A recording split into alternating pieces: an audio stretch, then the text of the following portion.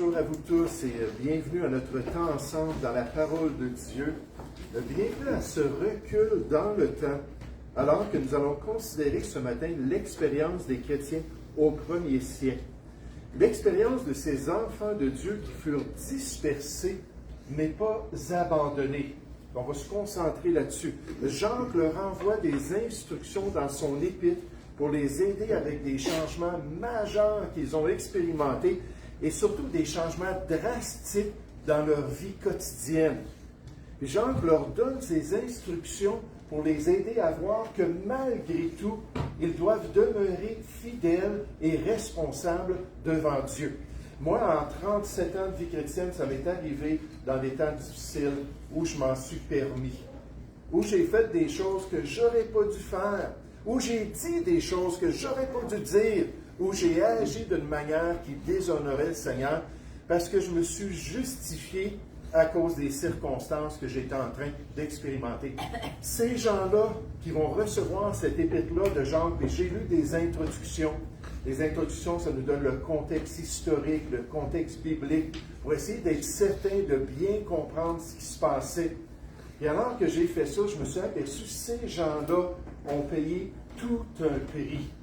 Mais ces gens-là, puis il y en a dans notre assemblée, j'oserais dire aussi que pour garder une bonne conscience, puis garder leur foi en Jésus-Christ, qui ont dû quitter leur pays, qui ont dû s'en aller bien loin de leur patrie. Ça, je ne peux même pas m'imaginer ça. Papa Robert n'est pas là, il est un exemple. En la République centrale africaine, avec une guerre civile, ils ont dû se sauver dans un autre pays, après ça, un autre pays. Là, ils sont ici aujourd'hui, mais j'aimerais vous dire, leur cœur est certainement dans leur patrie. Mais à cause qu'ils ont voulu faire ce qui était bien, protéger nécessairement leur famille, ils ont expérimenté ces choses-là et c'était très pénible. Cherchons ensemble l'Épître de Jacques au chapitre 1. L'Épître de Jacques au chapitre 1, j'aimerais qu'on puisse débuter avec le verset 1 pour nous mettre un peu dans le contexte, mais on va se concentrer un peu plus loin sur des instructions pratiques que Jacques a données à ses chrétiens. Jacques chapitre 1, à partir du verset 1, on nous dit « Jacques, serviteur de Dieu et du Seigneur Jésus-Christ, aux 12 tribus qui sont dans la dispersion, salut. » Nécessairement, ici, on nous parle de croyants juifs qui ont été dispersés, probablement dans le contexte de la persécution qui est survenue après l'exécution d'Étienne par le Sanhédrin juif. Mais là, on n'est pas certain de tous les détails, mais nécessairement, ce sont des chrétiens, ce sont des Juifs qui ont payé tout un prix. Verset 2. Mes frères, regardez comme un sujet de joie complète les diverses épreuves auxquelles vous pouvez être exposés. Pensez à ces gens-là, là, dans la dispersion, qui ont dû quitter leur patrie. Sachant que l'épreuve de votre foi produit la patience ou la persévérance. Mais il faut que la patience accomplisse parfaitement son œuvre, afin que vous soyez parfaits et accomplis, pleinement développés spirituellement, matures, sans faillir en rien. Donc la persécution va produire ça chez vous. Si quelqu'un d'entre vous, dans cette persécution, manque de sagesse, qu'il la demande à Dieu, qui donne à tous simplement et sans reproche, elle lui sera donnée, mais qu'il la demande avec foi, sans douter. Car celui qui doute est semblable au flot de la mer, agité par le vent, poussé de côté et d'autre, qu'un tel homme ne s'imagine pas qu'il recevra quelque chose du Seigneur. Je ne sais pas si pour vous, mais pour moi, là, je ne veux pas entendre ça du Seigneur. Hein, que genre, là, que tu ne t'imagines pas que tu vas recevoir quelque chose du Seigneur. Hein, que le Seigneur ne t'écoutera pas, que tes prières vont être bloquées à cause de ton manque de foi, ton manque de résolution.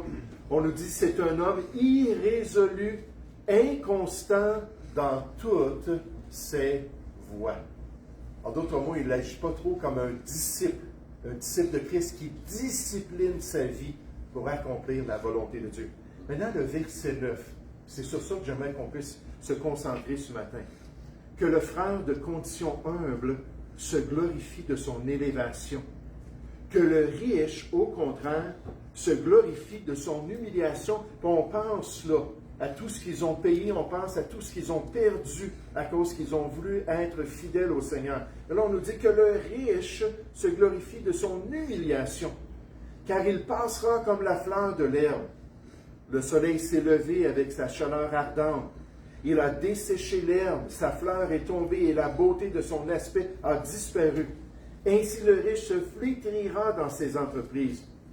Heureux l'homme qui supporte patiemment la tentation, car après avoir été éprouvé, il recevra la couronne de vie que le Seigneur a promise à ceux qui l'aiment. Que personne, lorsqu'il est tenté, ne dise « C'est Dieu qui me tente », car Dieu ne peut être tenté par le mal, gloire à Dieu, et il ne tente lui-même personne. Mais chacun est tenté quand il est attiré et amorcé par sa propre convoitise. Puis la convoitise, lorsqu'elle a conçu, enfante le péché, donc ça vient de l'intérieur du cœur. Et le péché étant consommé, produit la mort. Ne vous y trompez pas, mes frères bien-aimés. Toute grâce excellente et tout don parfait descendent d'en haut, du Père des Lumières, chez lequel il n'y a ni changement et ni ombre de variation. Et alors que je regardais ce passage cette semaine, alors que je priais, je disais, Seigneur, qu'est-ce qu'on peut apprendre en tant que chrétien? Comment ce passage inspiré peut être utile pour nous et peut nous édifier dans les voies de Dieu, dans nos propres problèmes, dans nos propres combats personnels. Alors que je priais là-dessus, je lisais ce que les chrétiens ont dit sur l'épître de Jacques, ce qu'ils ont dit concernant ces fameux croyants qui ont payé un tel prix pour être fidèles au Seigneur. Puis là, j'ai retenu une description. C'est rare que je fais cela. Mais j'ai retenu une description. J'aimerais passer à travers ces versets-là, avec cette description-là, et après ça, revenir et là, regarder le passage en détail. Donc, un petit peu plus long ce matin, un petit peu plus technique, si on pourrait dire, pour nous, de nous concentrer, mais je pense que ça en vaut la peine. Les versets 9 à 11 nous parlent des hommes, des pauvres et des riches. Nous voyons dans ces versets l'exaltation d'un frère qui est humble. Ceux qui sont humbles ou de statut inférieur sont encouragés à être fiers de leur exaltation si ont vécu ça pour le Seigneur, faisant probablement référence à leur statut spirituel, à leur récompense future dans le royaume de Dieu. En contraste, le riche dans ce contexte est humilié. Les riches devraient être fiers de leur humiliation, reconnaissant que leur richesse et leur statut sont temporaires et finalement insignifiants par rapport aux valeurs éternelles. On voit de même des richesses qui vont passer. L'image de cette fleur de l'herbe qui revient à travers les Écritures souligne que la richesse et le statut terrestre sont éphémères, car les riches mourront tout comme une fleur se fane sous le soleil brûlant. Le verset 12 souligne la fermeté dans l'épreuve et toute une épreuve pour ces chrétiens. La fermeté, bienheureux les inébranlables. Jacques affirme aux chrétiens dans la dispersion, ceux qui resteront fidèles et inébranlables dans les épreuves seront bénis de leur Dieu, car ils recevront la couronne de vie promise par Dieu à ceux qui l'aiment. Ce texte biblique suggère une récompense pour les défis persistants et pour ceux qui restent fidèles à leur foi malgré tout, alors que Dieu leur promet de les honorer dans son royaume. Versets 13 à 15 nous parle de la tentation et du péché. La tentation qui se manifeste dans notre vie est le péché. Dieu ne tente personne. Le passage précise que Dieu ne tente personne par le mal et qu'il ne peut être tenté lui-même. La tentation vient de l'intérieur d'une personne, motivée par ses propres désirs et ses propres passions. Puis tout de suite, Marc 7, verset 21, Jésus dit « Car c'est du cœur que viennent. » Là, il fait toute une liste de péchés terribles qu'on peut commettre dans notre vie. Ça vient du cœur. Comme le pasteur Wesley, je vous l'ai dit récemment, il dit le problème du cœur, ou le cœur du problème, c'est le problème du cœur. Ça vient de l'intérieur. Notre cœur qui peut être tortueux, méchant, incrédule. Puis là, ensuite, se livrer à des choses qui sont contraires à la volonté de Dieu. La progression du péché est de même évidente dans ce texte. Il décrit ainsi comment le désir mène à la tentation, qui peut concevoir et donner naissance à notre péché.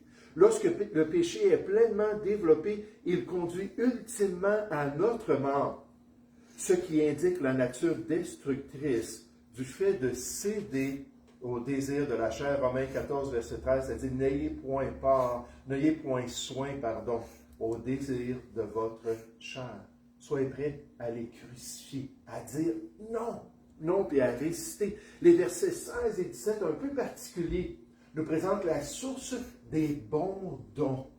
La source des bons dons. Ne vous y trompez pas, on nous dit. L'auteur met en garde contre toute tromperie personnelle à 5 reprises dans le Nouveau Testament. On dit à des chrétiens, ne vous y trompez pas.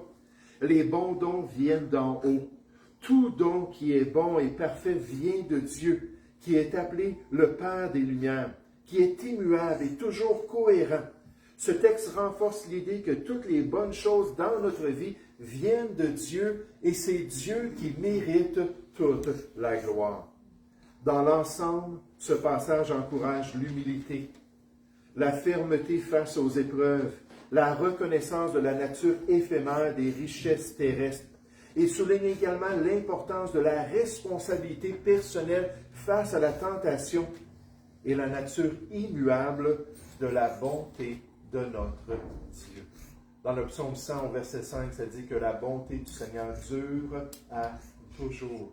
Combien de fois je le répète aux croyants qui vivent des temps difficiles, Dieu ne cesse pas d'être bon. Alors ce matin, je vais vous suggérer les détails.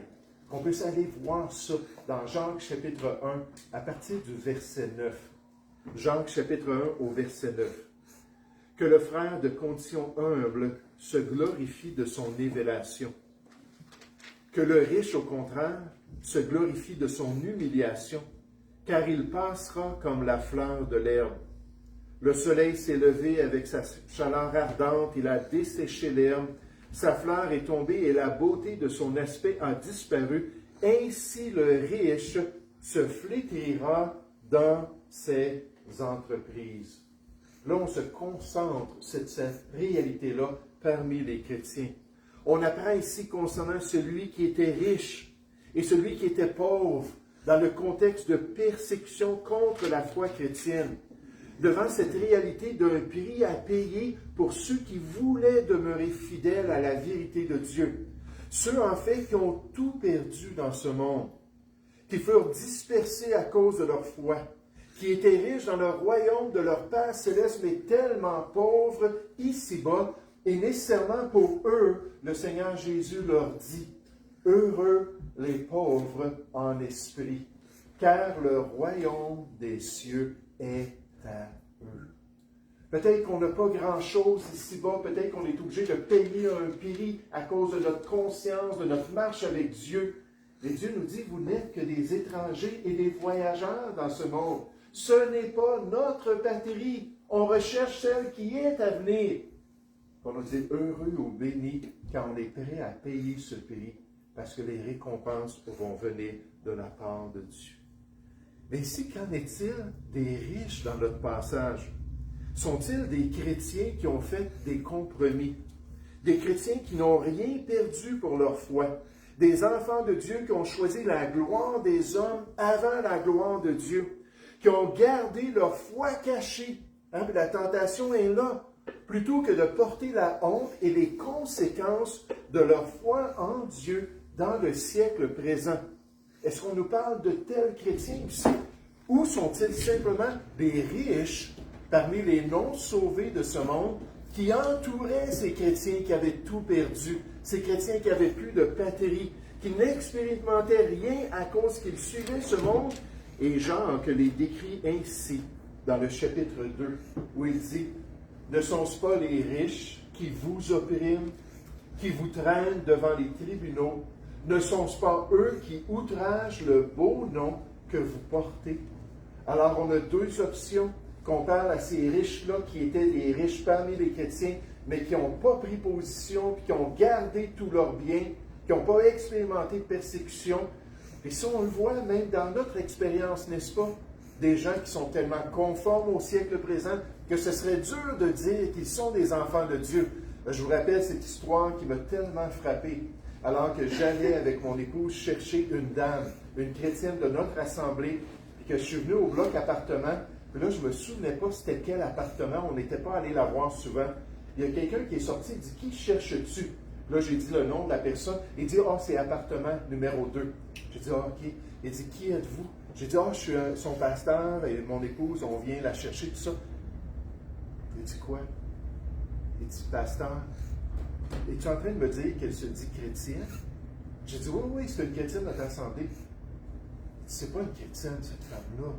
Il dit « Pas avec sa méchanceté, pas avec la manière qu'elle traite ses enfants, pas avec le criage qu'on entend constamment dans son appartement entre elle et son mari. » Et là, il a tout fait un scénario que je me disais, ouh, j'encourageais pas cette dame-là à aller cogner aux portes et à aller remettre des dépliants, n'est-ce pas?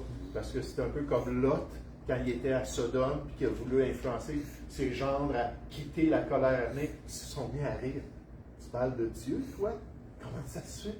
Qu'est-ce qui se passe? Il n'y avait aucun témoignage, puis il n'y a aucun impact sur eux. Mais il dit peut-être que ce seraient ces gens-là, ou, peu importe, peut-être ce serait tout simplement des gens du monde autour d'eux. Et ce qu'on doit retenir, c'est qu'il ne faut pas faire de compromis pour avoir des biens. Les choses de ce monde ne durent pas, même notre vie, ce n'est qu'une vapeur ici-bas. Il faut s'attacher aux choses d'en haut pour être riche dans le monde à venir, pour accomplir la volonté de Dieu, même dans une société tellement corrompue et tellement mauvaise. Je ne sais pas si vous avez vu les Olympiques, puis les scènes bibliques qu'ils ont présentées, c'était vraiment abominable. C'était vraiment une attaque sur la foi. Il y a eu des réactions à travers le monde concernant tout ce montage-là de transgenre pour pouvoir vraiment se moquer de Jésus-Christ et se moquer de la volonté de Dieu. Mais des fois, oui, on va avoir cette pression-là. Puis encore une fois, le Seigneur Jésus nous dit, réjouissez-vous et soyez dans l'allégresse, parce que votre récompense sera grande dans les cieux. Une vapeur ici-bas, puis l'éternité dans les cieux. Est-ce que ça vaut la peine de faire des bons choix pour le Seigneur et être prêt à payer un prix pour lui? Moi, je pense que oui. Je pense que c'est comme ces chrétiens-là que j'aimerais vivre ma vie chrétienne. Maintenant, j'aimerais qu'on considère, deuxièmement, ce matin, la fermeté dans l'épreuve. La fermeté dans l'épreuve. La fermeté malgré de telles épreuves pénibles et douloureuses qu'on se dit « Ah, je suis plus capable. » Des fois, on se pense dépassé. On dit « Je vais exploser. Je ne serai pas capable de résister. » Mais j'aimerais vous dire, peut-être en comparaison avec ces gens-là, il y aura encore beaucoup de grâce que Dieu pourrait nous donner, n'est-ce pas, pour nous permettre d'accomplir sa volonté. Lorsque la vie chrétienne est bouleversée par les gens de notre monde, lorsque le siècle présent et les autorités en place se lèvent contre notre foi et contre notre marche avec Dieu, lorsqu'on est mis à l'épreuve et que Dieu nous dit « Lâche pas, continue et accomplis toute ma volonté ». Dans Jacques 1 au verset 12, on nous dit « Heureux l'homme ». Encore une fois, c'est la bénédiction. Heureux l'homme, heureux le chrétien, la chrétienne, qui supporte patiemment. Et là, on a le mot tentation, puis dans le Nouveau Testament, tentation, épreuve, c'est le même mot dans l'original. Puis puisqu'on nous dit que c'est une épreuve, je pense que ça aurait pu juste être traduit épreuve. Mais heureux l'homme qui supporte patiemment l'épreuve, le test, la confirmation de sa détermination pour Dieu. Car après avoir été éprouvé, il recevra la couronne de vie que le Seigneur a promise à ceux qui l'aiment. Des chrétiens fidèles jusqu'au bout, déterminés à suivre le Seigneur jusqu'à la fin, gardant la foi en Dieu et en sa volonté dans ce monde jusqu'à la ligne d'arrivée de notre course chrétienne, malgré tout, malgré le prix qu'on doit payer. Est-ce qu'on est comme ces gens-là, déterminés à le payer? Certaines épreuves surviennent simplement parce que nous sommes des êtres humains. Les maladies, les accidents, les déceptions, voire les tragédies apparentes. D'autres épreuves surviennent parce que nous sommes chrétiens. Ça, c'est notre contexte en Jean chapitre 1. Parce que nous sommes chrétiens. Satan nous combat. Le monde s'oppose à nous. Et cela donne lieu à une vie de combat, à une guerre spirituelle où on doit être déterminé qu'on doit même être obstiné, entêté à suivre le Seigneur avant de capituler au monde, capituler au siècle présent. Est-ce que c'est le cas dans ma vie? Est-ce que je suis déterminé à continuer et à accomplir la volonté de Dieu? Ce matin, à la lumière de cet exemple-là, je pense qu'on peut voir que la puissance et la grâce de Dieu vont être disponibles. Si on est prêt à le faire. Maintenant, remarquez que notre beau texte nous avertit de même sur la tentation et le péché dans la vie du chrétien persécuté. Quand on est persécuté, quand on vit des choses très intenses comme ça, la vieille nature ne disparaît pas. Hein, c'est pas comme si là, on est en train de payer un prix, puis on se revêt du nouvel homme, que finalement, on n'a pas besoin de se dévêtir du vieil homme, puis il disparaît, il est irradié tout d'un coup. Non, il est toujours là. Et même dans des temps pénibles et difficiles, le défi, c'est de continuer à marcher avec Dieu. Jean décrit la réalité de l'épreuve, des persécutions qui vont faire ressortir souvent les tendances de notre cœur. Quand on va dans la fournaise, 1 Pierre 4,12, on peut être dans la fournaise, c'est pas étranger pour un chrétien, c'est pas quelque chose d'extraordinaire, on nous dit, quand on est dans la fournaise, dans le fourneau, et là, les scories ou les impuretés de notre cœur remontent à la surface. Proverbe 15, verset 3, je pense, ça nous dit ça. Le four, puis ça présente deux sortes de fours qui testent les métaux précieux.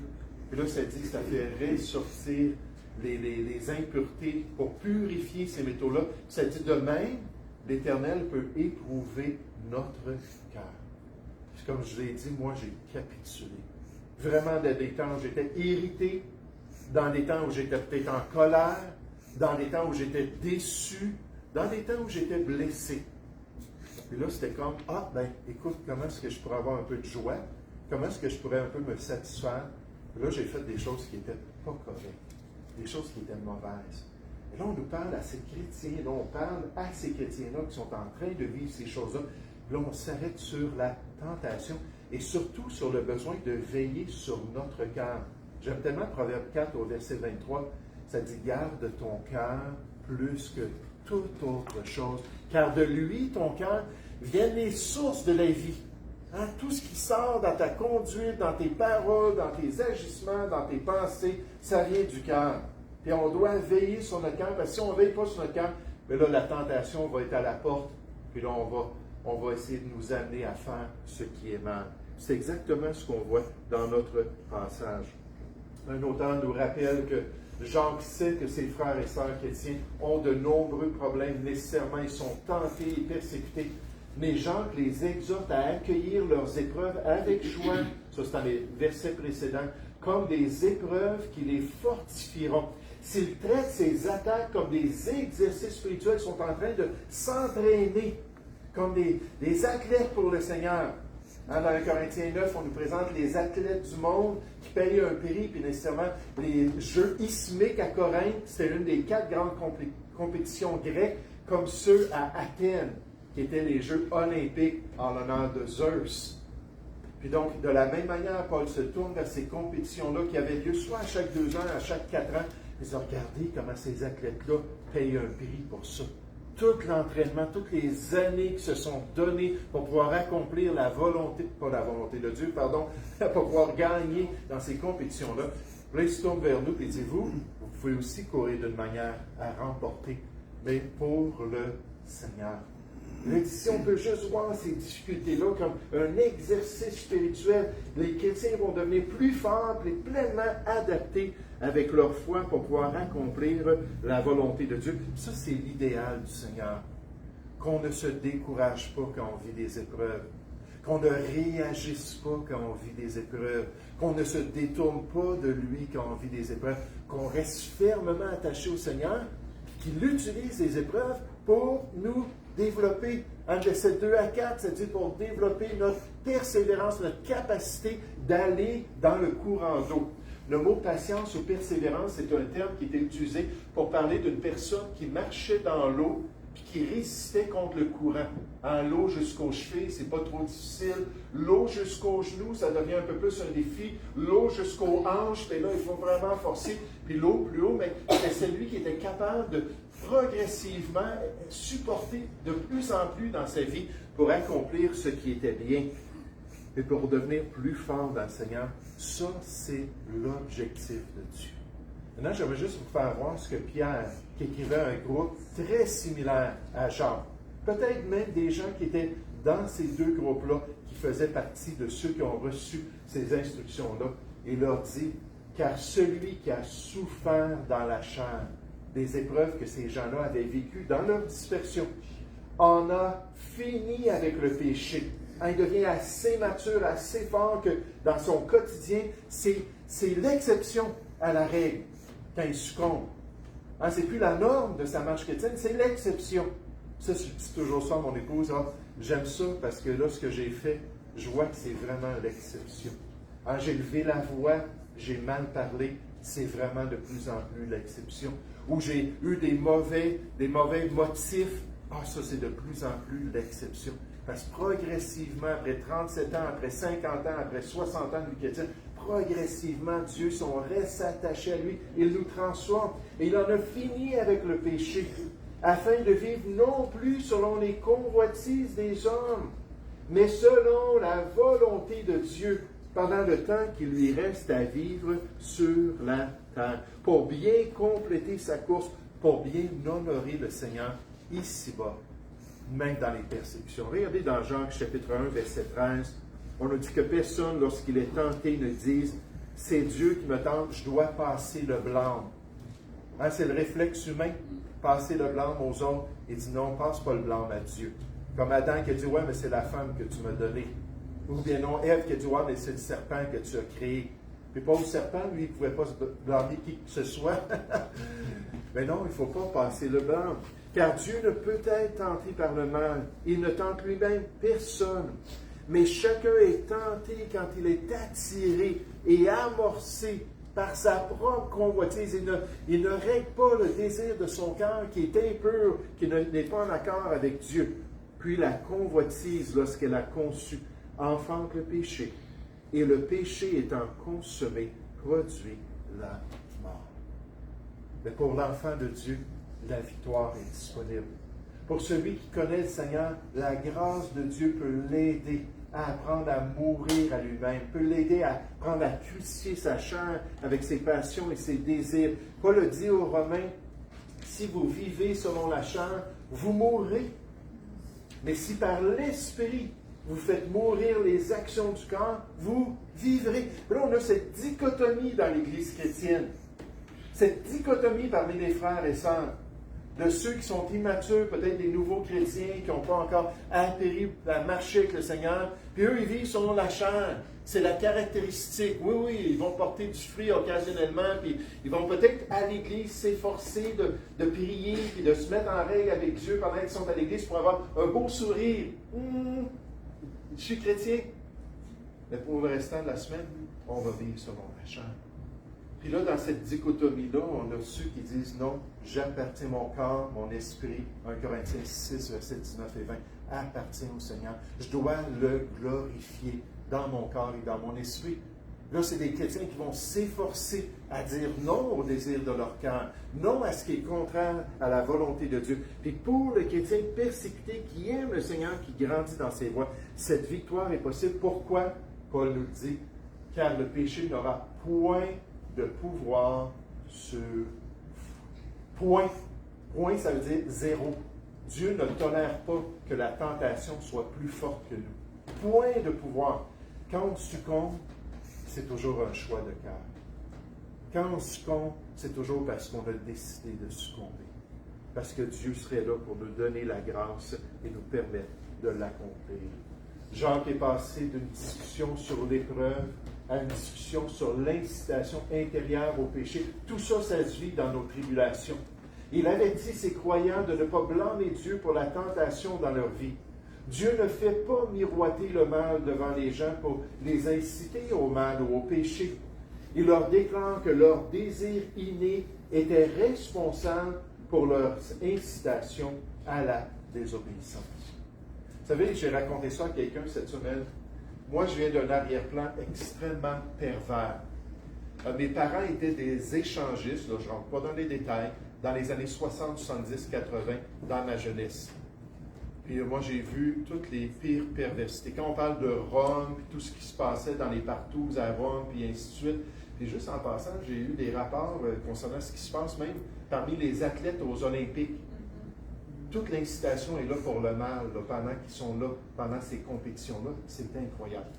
Mais moi, j'ai vécu ça dans ma jeunesse. À l'âge de 21 ans, en tant que toxicomane, en tant qu'athée, j'entends l'Évangile de Jésus. Première présentation, le salut est très évident. Ma vie est changée. Je m'en vais travailler, j'étais au cégep, puis là, j'ai quitté le cégep à Montréal. Je trouvais que c'était trop de tentation. J'avais trop goûté au mal là-bas. Je décide de prendre une année sabbatique. Je m'en vais travailler dans une cour à bois. Et là, j'arrive dans la cour à bois, puis il m'accepte, il me donne ma position, je commence à travailler. Je finis mon premier quart de travail, je viens pour puncher. Puis il y avait un beau calendrier juste à côté, encore une fois, sans détail, à côté du punch. Moi, c'est comme seconde nature. Puis je le savais dans ma conscience que c'était comme quand on est menteur avant d'être sauvé, puis on ment, puis on ment, puis on ment. Là, on accepte le Seigneur, puis on ment. Oh, il y a de quoi à l'intérieur de nous qui dit, oh, à moins qu'on endurcisse notre conscience. Il y a de quoi qui nous dit, wow, hey, Dieu, c'est un Dieu de vérité. Il veut que tu marches dans la vérité, que tu parles selon la vérité. Et là, j'étais à côté de ce punch-là à chaque jour pendant une année de temps. Et dans les premières fois, là, aïe, aïe, aïe, que ça me tourmentait. Et là, je me sentais tellement mal d'être retourné envers la vanité dans laquelle j'ai été élevé. Là, j'ai demandé à mon pasteur, j'ai dit, pasteur, on dirait vraiment que c'est trop fort pour moi. Avec toute mon arrière-plan, il dit, c'est jamais trop fort. Jean, et tu trouves-toi une promesse des Écritures que tu vas pouvoir serrer dans ton cœur. Là, je commence à prier, puis je commence à regarder dans les Écritures. Puis à un moment donné, je tombe sur Philippiens 4, verset 8. Vous souvenez-vous ce que ça dit concernant nos pensées? C'est important, nos pensées. Ça nous donne toutes les vertus qu'on devrait mettre dans nos pensées pour avoir des pensées qui glorifient le Seigneur. Puis une des vertus, c'est que tout ce qui est pur soit l'objet de vos pensées. Vous savez, je n'ai pas mémorisé à cette époque-là le passage Philippiens 4.8 au complet, juste tout ce qui est pur. Là, je m'en venais à la fin de la journée, puis là, je m'en venais que tout ce qui est pur, tout ce qui est pur, tout ce qui est pur. Là, je m'en retournais, puis je m'en allais. Mais vous savez, dans le fond, c'est vrai que ce n'était pas trop dur pour moi. J'aurais pu résister bien avant cela. Mais le problème, c'est que je n'avais pas encore compris ma responsabilité. Puis la grâce de celui qui m'a donné cette responsabilité-là pour accomplir toute la volonté de Dieu. Soyons victorieux. Soyons prêts à marcher avec le Seigneur dans cette nouvelle vie-là qu'il nous donne. Qu'est-ce qu'on apprend avant de terminer ce matin? On apprend que parmi nous, des fois, il y a des humbles, parmi nous, il y a des riches, et des fois, c'est juste la bénédiction de Dieu. On voit ça dans le Nouveau Testament, des chrétiens riches pour qu'ils soient riches en bonnes œuvres, puis que Dieu les utilise pour accomplir sa volonté. Mais des fois, c'est à cause des compromis. Des fois, c'est à cause qu'on est conforme, qu'on est prêt à tout pour pouvoir se remplir les poches. Et ensuite, on voit cette fermeté-là que Dieu désire. On est dans l'épreuve, on est dans le fourneau, on est dans des temps très, très intenses. Dieu dit, résiste. Résiste parce que ça va être beau, ce que je vais produire en toi. Plus que tu résistes, plus que tu vas être développé dans le Seigneur. Ensuite, on voit que cet élément-là du cœur qui nous amène à écouter le tentateur, puis à faire ce qui est mal. Le monde essaie de nous tenter avec ses convoitises. Notre chair est tortueuse. On a le tentateur. Mais on peut avoir la victoire. Et réaliser que non, je peux me tenir debout pour le Seigneur. Et en terminant, alors qu'on pense à ce passage-là, j'aimerais vous faire remarquer quelque chose d'intéressant. C'est la source des bons dons, ou la source de ce qui est bon. Moi, j'ai compris ça assez rapidement, que j'étais tellement méchant, que j'étais tellement violent, que j'étais tellement impunément, de toutes sortes de manières, je détruisais mes relations, j'envoyais promener ma famille, j'envoyais promener mes amis. J'étais une personne extrêmement endurcie. C'était qui régnait sur le trône de ma vie? C'était moi, puis c'était moi le plus important. Puis quand j'ai connu le Seigneur, puis tout de suite, c'est venu dans mon cœur, comment est-ce que je peux aider les autres? Puis comment est-ce que je peux faire du bien? Même coureur de jupons avant, j'ai dit, comment est-ce que je pourrais être un homme responsable, marié, avec des enfants, puis que je les aimerais pour le restant de ma vie? Je vais vous dire, c'était pas moi ça. D'être prêt à m'engager. Là, ça fait 32 ans, par la grâce de Dieu, que mon épouse et moi, on est ensemble. Et je suis tellement reconnaissant parce que c'est pas moi. Fait que quand on nous dit que les choses bonnes viennent du Seigneur, puis il faut lui donner l'honneur, puis le remercier, je vais vous dire, pour moi, là, tout ce que je vois dans ma vie, que moindrement l'apparence de bien, que moindrement que je sais que j'ai une tendresse, je sais que j'ai un désir, je dis, Seigneur, hey, gloire à toi. Ça vient de toi. Le défi avec mes propres enfants, c'est qu'eux, ils n'ont pas goûté au bourbier du péché. Ils ont été élevés dans une famille chrétienne, ils ont accepté Christ dans leur jeunesse. Mais comme c'est difficile de comprendre la différence quand on n'a pas été aux deux extrêmes. Mais ici, on nous présente ça que même dans les difficultés, même dans les problèmes, même lorsque c'est dur, puis là, tout à coup, on voit des bonnes choses qui se produisent en nous, qu'on voit que ça vient de Dieu. Jérémie, dans la période la plus intense de son ministère, 43 ans de ministère, a dit « Les bontés de l'Éternel ne sont pas épuisées. Ses compassions ne sont pas à leur terme. Elles se renouvellent chaque matin. Oh, que ta fidélité est grande! » Parce que le Seigneur est bon, le Seigneur est celui qui est généreux envers nous. Regardez versets 16 et 17 en terminant. Je vous avais dit que ça allait être un petit peu plus long ce matin. Versets 16 et 17, on nous dit, ne vous y trompez pas, mes frères bien-aimés. Toute grâce excellente et tout don parfait. Est-ce que tu aimes les gens? Est-ce que tu aimes faire du bien? Est-ce que tu es talentueux? Est-ce que tu es capable d'être une bénédiction pour les frères et sœurs, pour les gens de ta communauté? Tout ce que tu fais de bon, tu devrais dire merci Seigneur. C'est toi qui mets ça dans mon cœur. Merci Seigneur, c'est toi qui manifestes ce fruit-là dans ma vie. Il voulait qu'il reconnaisse ça, ça descend d'en haut, du Père de lumière, chez lequel il n'y a ni changement, ni ombre de variation. Il est bon envers nous. Il ne cessera pas d'être bon envers nous, même dans les pires difficultés. Oh, Dieu ne change pas. Jésus-Christ est le même hier, aujourd'hui, éternellement. Il nous a aimés et a payé pour nos péchés. Il nous aime toujours et continue de nous bénir, même lorsque les choses semblent tellement bouleversées et croches. Même lorsqu'on semble être dans les ténèbres, dans notre marche chrétienne, Dieu dit « Non, je suis là et je vais te bénir ». Comme un auteur l'a si bien dit, ne doutez jamais dans les ténèbres. Il y en a des ténèbres dans notre expérience. Ne doutez jamais dans les ténèbres ce que Dieu vous a montré dans la lumière. Alors que vous étiez en paix, alors que vous étiez en communion avec lui, alors que vous marchiez avec votre Dieu. Et ces mêmes réalités-là n'ont pas changé. Dieu vous aime. Dieu veut votre bien. Dieu veut vous transformer à l'image de Jésus-Christ. Tout ce qu'il va envoyer va concourir à notre bien pour qu'on ressemble de plus en plus à Jésus. Le chrétien peut être reconnaissant au milieu de ses épreuves. Il peut apprendre à rendre grâce en toutes choses. Puis cette semaine encore, il y a eu des choses difficiles qu'on a vécues. Là, je me suis arrêté et j'ai dit non, arrête. J'aime ça quand je vois les personnages bibliques se parler à eux-mêmes. Je disais, oh mon âme, là, cesse, là, c'est assez. Puis quelqu'un a dit, quand on se parle à nous-mêmes, c'est une bonne indication de santé mentale. Moi, je pensais que c'était le contraire. Mais en tout cas, je l'accepte. Arrête, Dieu est bon.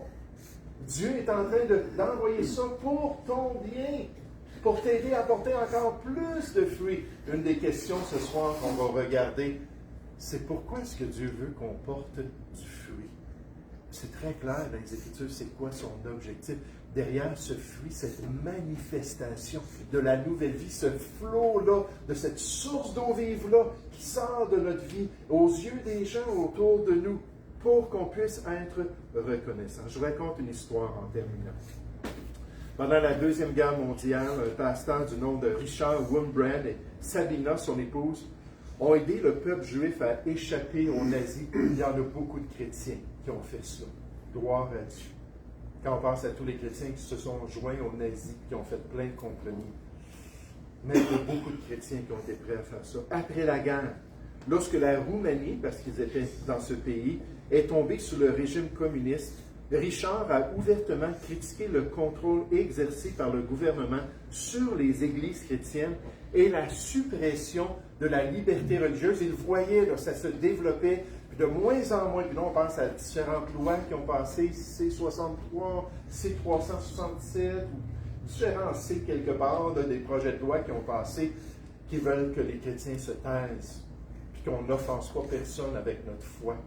Sinon, 2 ans de prison, 10 000 d'amende, il y a peut-être un prix à payer quelque part pour nous aussi, même dans notre beau pays. Mais donc, il voyait ça, puis là, il a juste dit, c'est pas correct. C'est pas correct que le gouvernement fasse ça. Ça s'élève contre l'autorité de Dieu. En 1948, Richard a été arrêté par la police secrète et a passé 14 ans en prison, endurant d'horribles tortures et l'isolement. Sa femme, Sabina, a également été emprisonnée pendant 3 ans dans un camp de travail. Malgré les conditions brutales, Richard était un homme très reconnaissant à son Dieu et très attaché à sa foi. En prison, Richard a exercé son ministère auprès des prisonniers. C'était l'appel de Dieu que celui qui est appelé au ministère s'attache à son ministère. Je suis en prison, je vais continuer à faire ce qui est bien, prêchant l'Évangile en secret. Lui et d'autres prisonniers chrétiens ont organisé des réunions secrètes et ont partagé des versets bibliques qu'ils avaient mémorisés avant leur emprisonnement parce qu'il n'y avait personne qui avait de Bible pendant qu'ils étaient en prison. Même dans ces circonstances si difficiles, Richard avait à cœur de diffuser la parole de Dieu. Malgré les graves tortures, Richard et d'autres prisonniers chrétiens chantaient souvent des hymnes et priaient à haute voix. Les gardiens leur permettaient parce qu'ils trouvaient que c'était amusant. Mais dans le fond, c'était toute une consolation pour les autres chrétiens qui les entendaient. On pense à Acte 16, avec Paul et Silas qui est en train de chanter les louanges du Seigneur en prison. Richard a passé 3 ans en isolement solitaire dans une cellule à 30 pieds sous terre, sans lumière ni aucun son. Mais l'isolement, malgré l'isolement, il a profité de son temps pour prier et méditer sur l'amour de son Dieu. Il a raconté plus tard qu'il ressentait très fortement la présence de Dieu pendant ces moments très difficiles, qu'il restait reconnaissant alors qu'un sentiment de paix et de force lui était donné pour persévérer. Richard a finalement été libéré en 1964, après quoi lui et Sabina ont fui vers l'ouest. En 1967, ils fondèrent l'organisation La Voix des Martyrs. Je ne sais pas si vous êtes au courant de ce ministère-là. La Voix des Martyrs, dédiée à l'aide aux chrétiens persécutés à travers le monde, à la sensibilisation de la persécution religieuse dans tellement de pays, même au 21e siècle. À travers toutes ces persécutions et ces souffrances, ce couple ont expérimenté l'amour et la bonté de leur Dieu, qui leur a permis de persévérer et de demeurer fidèles à leur Sauveur. Alors, qu'est-ce qu'on retient ce matin? C'est que oui, il va y avoir des différences entre les chrétiens. Ce n'est pas nécessairement mauvais en tant que tel, mais Dieu nous exhorte à nous rappeler de ne pas faire de compromis pour être acceptable au monde quand c'est quelque chose de contraire à sa volonté. On apprend que même dans l'épreuve, Dieu nous dit, sois ferme, reste attaché à ma volonté, continue à me servir. Moi, je vais te développer. Moi, je vais te perfectionner, te réparer pour te rendre un outil à ma gloire, un vase d'honneur dans ma maison, si seulement tu es prêt à rester dans ma volonté. Oh, cette réalité-là de la tentation. Non, la chair n'a pas été irradiée. Nous sommes tous tentés, frères et sœurs. Il n'y a pas d'élite spirituelle, il n'y a pas de classe spéciale, il n'y a pas les dirigeants de l'Église, eux autres, ils n'ont pas part à la tentation. Ça n'existe pas. Nous bronchons tous, ce même Jean-Claude dit, nous bronchons tous dans le chapitre 3. Tous les chrétiens, on est tentés. L'esprit est peut-être bien disposé, la chair peut demeurer faible. Et il faut veiller sur notre cœur. Dernièrement, Dieu est bon. Dieu continue de nous bénir. Même si un jour on est chassé de notre patrie, même si un jour on doit se sauver du Canada, parce qu'on ne permet pas aux chrétiens de dire la vérité, peu importe les circonstances. Et moi, j'en connais, comme mon fils qui est rendu au Mexique et d'autres personnes, d'autres chrétiens qui ont dû s'en aller au Mexique parce qu'ils ont perdu la primauté parentale. Ils voulaient suivre la parole de Dieu et accomplir la volonté de Dieu. Et pour eux, dans leur contexte, leur conscience, c'est entre Dieu et le Seigneur. Romains 14, 12. On va rendre compte à Dieu un jour pour ses choix. Mais ont décidé de s'en aller ailleurs pour pouvoir avoir la liberté d'accomplir la volonté de Dieu. Mais peu importe les détails, est-ce que moi, en tant que chrétien, je m'attache à mon Dieu, je bénéficie de sa grâce pour accomplir les œuvres merveilleuses qu'il a préparées d'avance pour moi? Nous allons prier ensemble. Merci, Père Céleste, Seigneur. Quel beau passage. Merci pour une épître extraordinaire. Et Seigneur, j'ai bien hâte, dans quelques mois, de commencer une série les dimanches matins à travers cette épître et de pouvoir voir ces détails encore. Mais Père Céleste, ce matin, on est exhorté à ne pas passer le blâme, on est exhorté à être responsable, on est exhorté à résister au mal, Seigneur, à reconnaître notre faiblesse, à te louer pour ta bonté dans notre vie, parce que même si nous sommes infidèles, toi tu demeures fidèle. Tu ne peux pas te nier toi-même. Tu nous as adoptés, nous sommes tes enfants. Bénis notre semaine, Seigneur, peu importe les circonstances, aide-nous à être reconnaissants. Aide-nous à abonder en reconnaissance pour ta gloire et guide-nous dans tes voies. Seigneur, nous te prions au nom du Seigneur Jésus. Amen.